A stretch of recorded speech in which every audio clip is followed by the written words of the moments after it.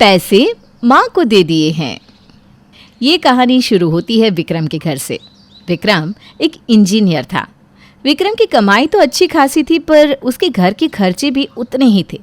अपने कमरे में बैठा विक्रम अपने लैपटॉप पर काम कर रहा था। तभी नैना कमरे में आती है। कितना काम करोगे विक्रम, हो गया ना, मुझे तो तुम टाइम ही नहीं देते। अरे क्या चाहिए मैडम जी को, बोलिए, क्या सेवा करे ये गुस्ताख आपकी। ऐसे क्यों बोल रहे हो विक्रम? ऐसे तो तुम मेरे पास आने वाली नहीं, कोई तो मकसद जरूर होगा। पता है विक्रम, आज खाने में क्या बना रही हूँ? तुम्हारी पसंद का पुलाव और रायता। पहले खा लो, फिर बात करते हैं। लंच के ब्रेक में विक्रम बाहर डाइनिंग टेबल पर खाने पर आ जाता है। विक्रम खाना खाता है और नैना उसे देखती जाती है। पहले बकरे का पेट भर रही हो, फिर उसे हलाल करोगी। विक्रम अच्छा सुनो ना, वो ज़रा 8,000 रुपया देना ना, मुझे एक ड्रेस लेनी है। ड्रेस? अरे अभी 2 दिन पहले तो तुमने मुझसे ऑनलाइन पेमेंट करवाई थी 12,000 रुपये की। अरे वो ड्रेस तो पिछली रात के रिसेप्शन की पार्टी में पहनी थी, फिर से वही ड्रेस रिपीट करूँगी क्या? अभी तो शादी का सीज़न है, हर रोज़ ही कपड़े चाहिए। यहाँ लोग कपड़े के ऊपर हमें जज करते हैं और तुम सवाल पर सवाल पूछ रहे हो। यह नैना विक्रम को मना रही थी कि दरवाजे पर डिलीवरी बॉय पहुंच भी जाता है। नैना शर्मा का घर यही है मैम, आपका पार्सल, OTP बता दीजिए। ये फिर तुमने कुछ मंगवा लिया? रोड पर मुझे खड़ा करके ही मानोगी ना, ठान लिया तुमने। भैया ये पार्सल ले जाइए, हमें नहीं चाहिए। सॉरी सर, हमने ऑर्डर प्लेस होते वक्त मैम से 2 बार कंफर्मेशन ली थी, अब ऑर्डर कैंसिल नहीं हो सकता। मैम प्लीज़ 5,000 की पेमेंट कर दीजिए। 5,000? ऐसा क्या मंगवा लिया तुमने 5,000 में? अरे यार, लिपस्टिक और एक आई शेडो पैलेट है बस। अब मेकअप भी ना लगाए आदमी, उस पर भी रोक लगा दोगे क्या तुम? और इसी तरह नैना हर रोज बेफिजुल की खर्च करती रहती, जिससे विक्रम तंग आ चुका था। एक रात विक्रम ऑफिस से अपने घर आता है और उसे घर पर कुछ अलग अलग सा लगता है। घर पर कोई बदलाव किया है क्या माँ? कुछ अलग सा लग रहा है। पर्दे तो वही है, फिर बदला क्या है?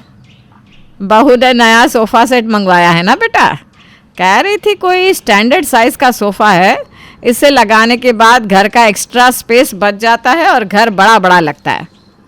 और वो जूते देख, मुझे ये जूते ला कर दिए बहू ने, 12,000 के है, 12,000 के।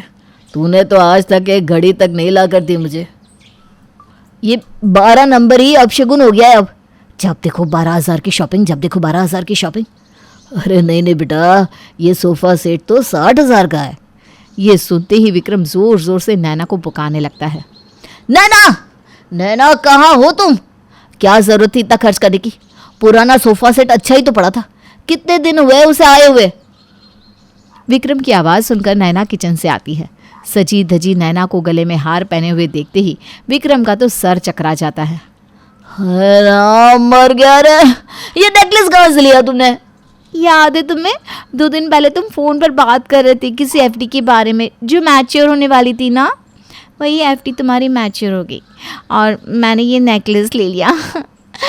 अब मैं तुमसे मांगने जाती तो तुम देते क्या? नहीं ना। नैना की बात सुनकर विक्रम बेहोश होकर वहीं सोफे पर गिर जाता है। लगता है ये बेहोश हो गया। अब जिस आदमी की सैलरी 80,000 की हो और उसकी बीवी का खर्च 1.5 लाख रुपए से ऊपर हो, तो उस आदमी को तो चक्कर आना लाजमी ही है। विक्रम के चेहरे पर पानी डालकर सब उसे होश में लाते हैं। बस अब बहुत हुआ नैना, तुम्हारे खर्चे मैं नहीं उठाने वाला। इतनी ही रईसी थी तो किसी बड़े अधिकारी से शादी करनी थी। ऐसे होते हैं पति, फिर कहते हैं बीवियां घर पर टिकती नहीं। नहीं दोगे मुझे पैसे? मैं भी देखती हूँ कैसे नहीं देते हो। और वहीं प्रमोद और विमला के सामने नैना और विक्रम जोर जोर से लड़ने लगते हैं। गुस्से में नैना कुशन विक्रम के सामने फेंक कर कमरे में चली जाती है। ये तो हरकत है मम्मी इसकी, मेरी गलती हुई जो लव मैरिज कर लिया। क्या दिखावा, इतने दिखावे में मुझे ये एक दिन रोड पर ला देगी। 60,000 का सोफा मम्मी, इस पर बैठने में भी मेरा तो कलेजा फटा जा रहा है। मैं तो भाई जमीन पर ही बैठूंगा। अरे पर तू अब करेगा क्या? तेरे पास अगर पैसे रहेंगे तो नैना को तो पता चलना ही है, वो तो निकलवा ही लेगी पैसे तुझसे। तो क्या करूं मम्मी, मेरा तो अकाउंट भी जॉइंट है, जो भी पैसे यहाँ अकाउंट में क्रेडिट होते हैं वहाँ मैडम डेबिट कर देती है। अरे तो तू खाते में पैसे आने ही मत दे, पैसे आते ही पहले ही निकाल ले और मेरे हाथ में दे दे। और जब नैना तुझसे पैसे मांगे तो कह देना पैसे तो माँ को दे दिए। और इतनी हिम्मत तो उसकी है नहीं कि मुझसे पैसे मांग ले। उसे कैसे लाइन पर लाना है ये मैं अच्छी तरह जानती हूँ। तो फिक्र मत कर, एक एक पाई पाई बचा दूंगी तेरी। अरे वाह माँ, ये तो मैंने सोचा ही नहीं था। माँ you are great, I love you माँ। और अगले दिन से विक्रम पूरी तरह निश्चिंत हो जाता है। सुबह 6 बजे नैना की आंख खुलती है। तुम सो रहे हो क्या विक्रम? दिमाग में इतनी सारी बातें चल रही है, कहाँ से सोऊंगा? I am so sorry Vikram, कल मैंने कुछ ज़्यादा ही बोल दिया ना तुम्हें। पर यू नो ना, मैं मन की कितनी साफ हूँ। आज तक कभी पापा मम्मी को किसी भी तरह की तकलीफ दी है क्या मैंने? तुम तो रहते हो दिन भर ऑफिस, मन तो मेरा शॉपिंग करने से ही लगता है ना, तो मैं क्या करूँ? हाँ नैना, यू आर राइट, मेरी भी गलती है। डोंट वरी, अब से तुम जो चाहोगी वही होगा। विक्रम की ऐसी बातें सुनकर नैना तो बहुत खुश हो जाती है और एक अच्छी गृहिणी की तरह सुबह उठकर झाड़ू पोछा कर विक्रम का टिफिन तैयार करती है, सभी के लिए नाश्ता बनाती है कि तभी उसके फ़ोन पर प्रिया का कॉल आता है। आ रही है ना तो आज शाम की पार्टी में बहुत हाई क्लास लोग आने वाले हैं यार। वो गोल्ड मत पहनना, आ जाना डायमंड और प्लेटिनम में, ठीक है?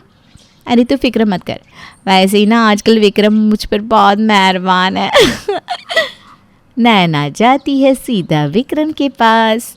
आज तो तुम्हारी सैलरी की डेट है ना विक्रम, मुझे कुछ पैसे दे सकते हो क्या? मुझे ना डायमंड सेट खरीदना है। अरे मैं कौन होता हूँ तुम्हें कुछ देने वाला, सब तुम्हारा ही तो है बेबी। पर वो क्या है ना नैना, पैसे तो मैंने माँ को दे दिए हैं। ओह अच्छा, कोई बात नहीं। नैना सर झुकाकर कमरे से बाहर चली जाती है। अरे बल्ले बल्ले, शावा शावा, क्या दाव खेला है मैंने। इंजीनियर साहब, क्या दाव खेला है आपने। कैसे मुंह लटका कर बाहर चली गई नैना। निश्चिंत होकर विक्रम अपने ऑफिस चला जाता है। रात को विक्रम के ऑफिस से आने की बड़ी देर बाद दोनों सास बहू पार्टी से लौटती हैं। ये नैना को डायमंड रिंग किसने दी? मांगी होगी अपने भाई से। वैसे भी इसे तो मांगने की आदत है, मुझे क्या है, ज़्यादा सवाल पूछूंगा तो मुझसे ही पैसे मांग लेगी। डायमंड रिंग अच्छी है ना। ऐसी ज्वेलरी और पहना करो भाई।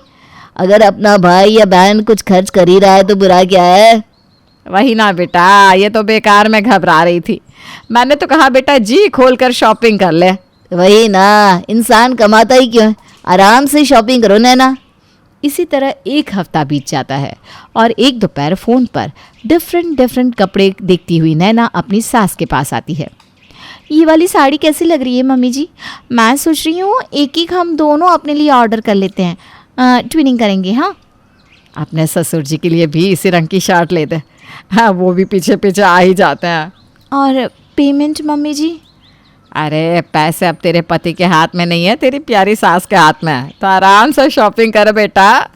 क्या चूना लगाया है मम्मी जी आपने विक्रम को, मानना पड़ेगा, सास हो तो आपकी जैसी। मेरी सास भी ना ऐसी ही थी बेटा, अपने बेटे से ज़्यादा मेरी सगी थी। और सच भी यही है, बेटा तो दिन भर बाहर रहता है, घर पर रहता कौन है? बहू ही तो रहती है ना, जो घर की सारी जिम्मेदारियां संभालती है, घर के वंश को जन्म देती है।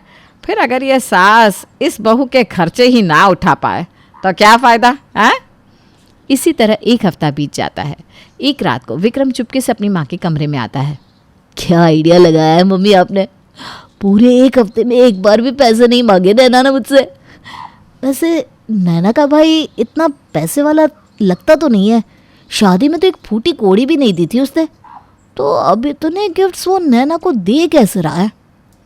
ये सब ना नैना को उसका भाई नहीं, तू ही तो दे रहा है बेटा। मैं? क्या, क्यों, कैसे? इस घर में बहू की ही चलती है बेटा। इसी तरह मेरी सारी सैलरी तेरी दादी तेरी माँ को दिया करती थी, और आज वही गेम तेरी माँ ने तेरे साथ खेला है। माँ?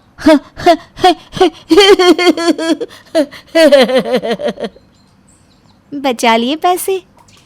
चलिए चलिए मम्मी पापा सागर भाई आप सभी आ जाइए, मेरे सोशल मीडिया पर पूरे 9,000 फॉलोअर्स हो गए हैं, इसलिए मैं एक फैमिली फ़ोटो पोस्ट करना चाहती हूँ अपने सोशल मीडिया अकाउंट पर।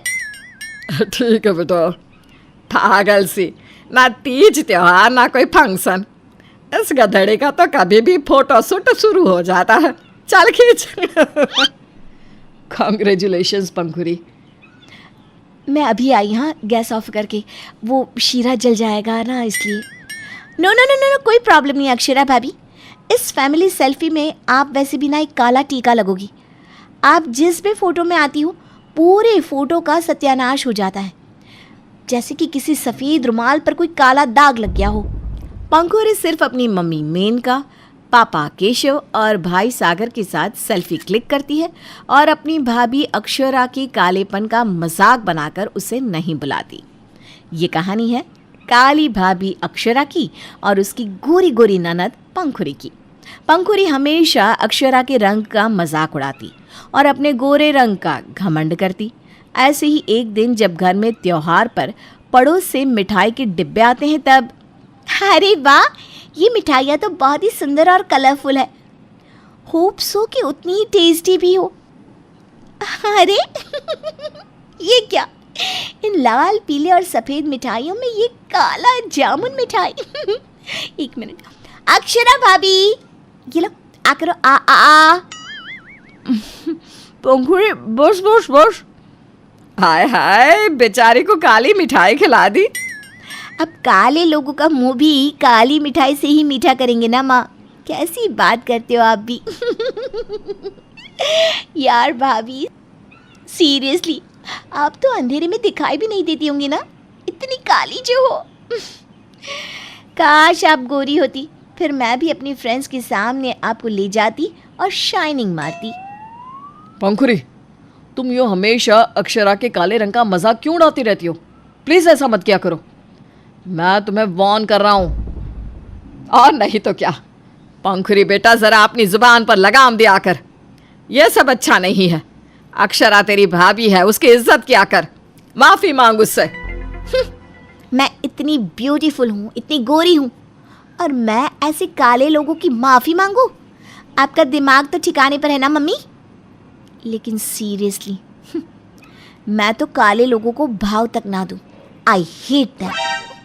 पंखुरी अकड़ दिखाकर अपने बालों को संवारते हुए एटीट्यूड से अपने कमरे में चली जाती है। सच में यह पंखुरी दिन ब दिन बिगड़ती ही जा रही है।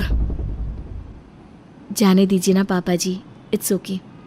मेरे रंग का मजाक सिर्फ पंखुरी ही नहीं बनाती, सब लोग बनाते हैं। कई कई नामों से चिढ़ाते हैं, सताते हैं। मुझे इस सब की आदत हो गई है। मैं एक कान से सुन लेती हूँ और दूसरे कान से निकाल देती हूँ। फिर एक दिन जब पंखुरी का जन्मदिन आता है तब सारे मोहल्ले वाले लोग और पंखुरी की मॉडर्न सहेलियाँ आती हैं, और जब अक्षरा ट्रे में सबको जूस परोसने आती है तब, नहीं नहीं नहीं, थैंक यू पंखुरी, ये तुम्हारी नौकरानी कैसी दिखती है ना, she is so dark. Oh God, हाँ रिया, यू आर राइट, ये मेरी नौकरानी ऐसी ही है। अब क्या करूं, काली तो है पर खाना पीना और सारा काम एकदम साफ और अच्छी तरह से करती है। वाओ, भगवान करे सबको ऐसी नौकरानी मिले, वरना आजकल की नौकरानियों में तो इतना एटीट्यूड है कि पूछो मत। इतने तेवर दिखाती हैं कि मेरा दिमाग तो हैंग हो जाता है। Yes I know babe. अच्छा सुनो, आई नौकरानी, जाओ जाकर सबको स्टार्टर्स परोसो। अक्षरा सबको स्टार्टर्स परोसती है और सागर को ये सब देखकर बहुत गुस्सा आता है। मेनका और केशव को भी ये सब अच्छा नहीं लगता, और पंखुरी की बर्थडे पार्टी स्पॉइल ना हो इसलिए सागर मेनका और केशव को पंखुरी को डांटने से रोकता है। फिर सभी मेहमान की जाने के बाद, क्यों रे निगोड़ी, अब तो 12 बज गए हैं और अब तेरा हैप्पी वाला बर्थडे भी खत्म हो गया है।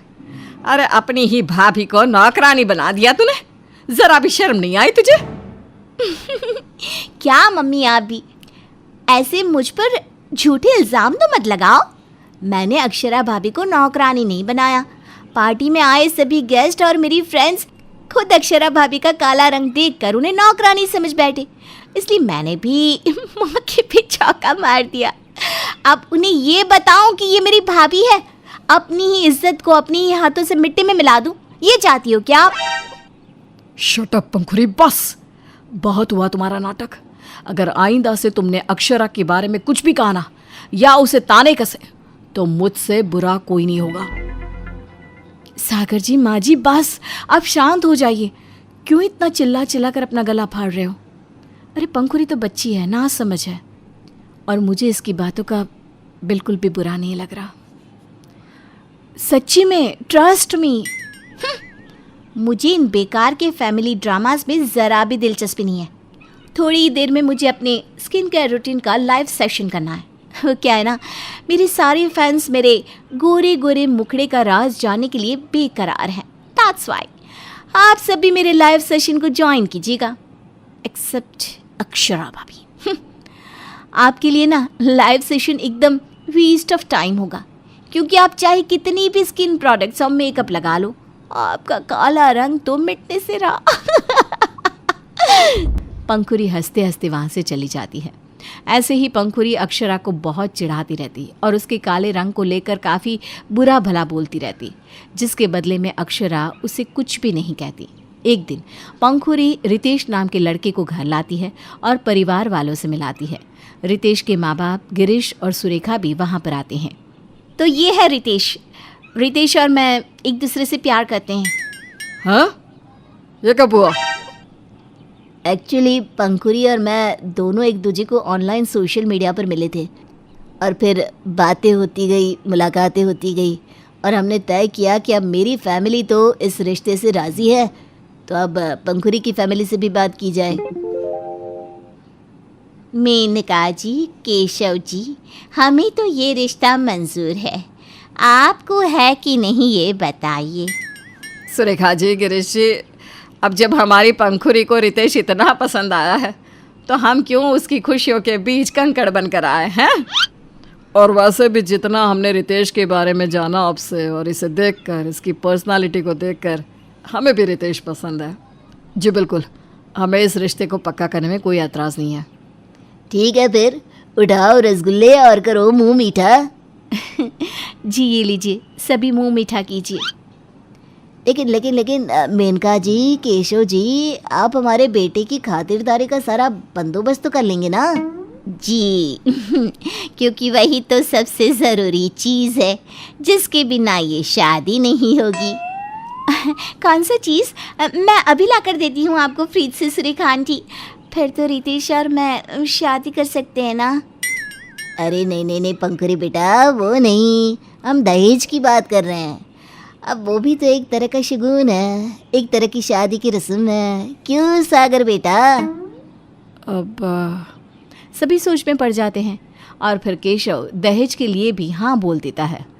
अब आप लोग चिंता मत कीजिए, हमारी तरफ से रितेश की खातिरदारी में कोई कमी नहीं होगी। और फिर पंखुरी और रितेश की शादी हो जाती है। लेकिन शादी के बाद रितेश पंखुरी को घर से बाहर ही निकलने नहीं देता और उसके साथ ठीक से पेश भी नहीं आता। रितेश, मुझे बाहर जाने दो ना। पग फेरे की रस्म के बाद से अब तक पूरे 20 दिन से मैं बाहर नहीं निकली। मुझे घुटन हो रही है घर में। रितेश, नहीं पंखुरी, तुम अब घर में ही रहा करोगी। बाहर कितना पोल्यूशन है, तुम्हारे गोरे रंग को कुछ हो गया तो मैं तुम्हारी खूबसूरती पर एक दाग तक नहीं लगने दूंगा। बाहर की दुनिया में इतने सारे लोग हैं, तुम्हें किसी की नज़र लग गई तो ना बाबा ना, मैं तो ये रिस्क नहीं लूँगा। खूबसूरती को हमेशा कैद करके रखना चाहिए। रितेश पंखुरी की खूबसूरती को ही उसका दुश्मन बना देता है और पंखुरी की जिंदगी किसी पिंजरे में कैद पंछी से कम नहीं होती। ये सब खिड़की से देख रही अक्षरा हंसती है। बेचारी की पूरी दुनिया इधर की उधर हो गई और किसी को भनक भी नहीं पड़ी कि ये सब मैंने किया है। ये सारी काली करतूत अक्षरा की ही थी। ये लो, ये पैसे और दूंगी तुम्हें, बस मेरा काम ठीक से हो जाना चाहिए और पंखुरी को अपने प्यार के जाल में पूरी तरह फंसाना, ऐसी कि वो तुम्हारे सिवा किसी और की सुने ही ना। ओके अक्षरा जी, मेरे इतने सारे सोशल मीडिया फॉलोअर्स हैं, इतना हैंडसम हूँ मैं, पंखुरी से तो मैं शादी कर ही लूँगा। मेरे काले रंग का मजाक उड़ाया था ना। अब देखना, तुम्हारा गोरा रंग, तुम्हारी खूबसूरती जिसका तुम इतना घमंड करती थी, वही तुम्हारा पिंजरा बन के रह जाएगी। मेरा बदला पूरा हुआ। अब आई सांस में सांस। और इस तरह अक्षरा पंखुड़ी से अपना बदला ले लेती है।